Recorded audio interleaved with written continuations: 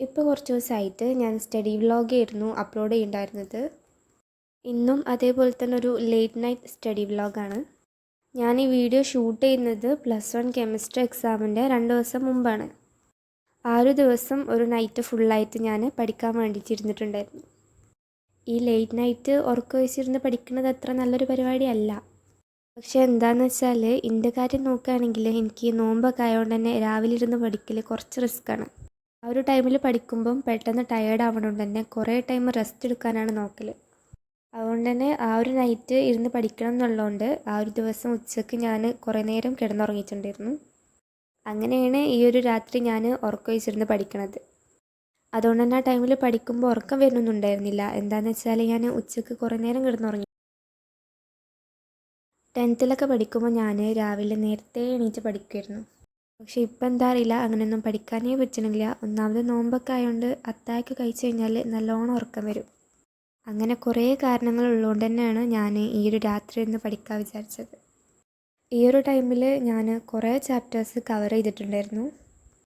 ഒന്നാമത് വലിയ നോയ്സൊന്നും ഇല്ലാത്തതുകൊണ്ട് തന്നെ ആ ഒരു ടൈമിൽ നല്ല സുഖത്തിലിരുന്ന് പഠിക്കാൻ പറ്റിയിട്ടുണ്ടായിരുന്നു. ഗൈസ്, ഇറ്റ്സ് ടൈം 1:45 ആൻഡ് നമ്മുടെ നൂഡിൽസും കഴിഞ്ഞു. പിന്നെ ഞാൻ ഈ ഒരു ചാപ്റ്ററും കംപ്ലീറ്റ് ആക്കി.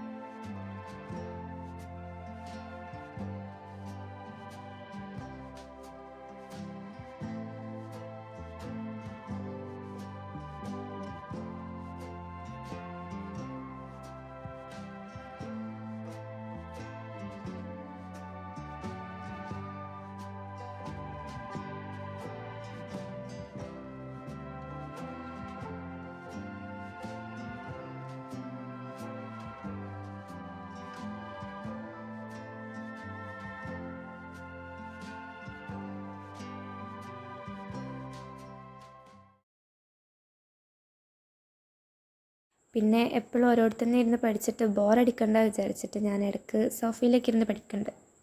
ഇതൊരു സ്റ്റഡി ടിപ്പായിട്ട് എടുക്കുക. എന്താണെന്ന് വെച്ചാൽ എപ്പോഴും ഓരോരുത്തന്നെ ഇരുന്ന് പഠിക്കുമ്പോൾ നമുക്ക് പെട്ടെന്ന് ബോറടിക്കും.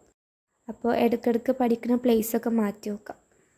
അങ്ങനെ ആകുമ്പോൾ നമ്മൾ കുറേ ടൈമൊക്കെ ഇരുന്ന് പഠിക്കാൻ നോക്കും. ഡേ ടൈമിലൊക്കെ ആണെങ്കിൽ പുറത്തോ അല്ലെങ്കിൽ സിറ്റ് ഔട്ടിലൊക്കെ ഇരുന്ന് പഠിക്കാം. പക്ഷേ ഈ ഒരു സമയത്ത് അത് പോസിബിൾ അല്ലാത്തതുകൊണ്ട് ഞാൻ സോഫയിൽ ഇരുന്ന് പഠിക്കണം.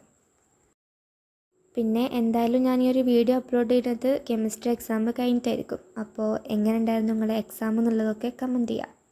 പിന്നെ എനിക്കെങ്ങനെ ഉണ്ടായെന്ന് ചോദിച്ചു കഴിഞ്ഞാൽ നമ്മൾ പഠിച്ചത്ര തിയറി ഇമ്പോർട്ടൻ്റ് ആയിട്ടുള്ള ക്വസ്റ്റ്യൻസ് ഒന്നും അത്രയ്ക്ക് വന്നിട്ടില്ലാത്ത പോലെ എനിക്ക് തോന്നി, അറിയില്ല.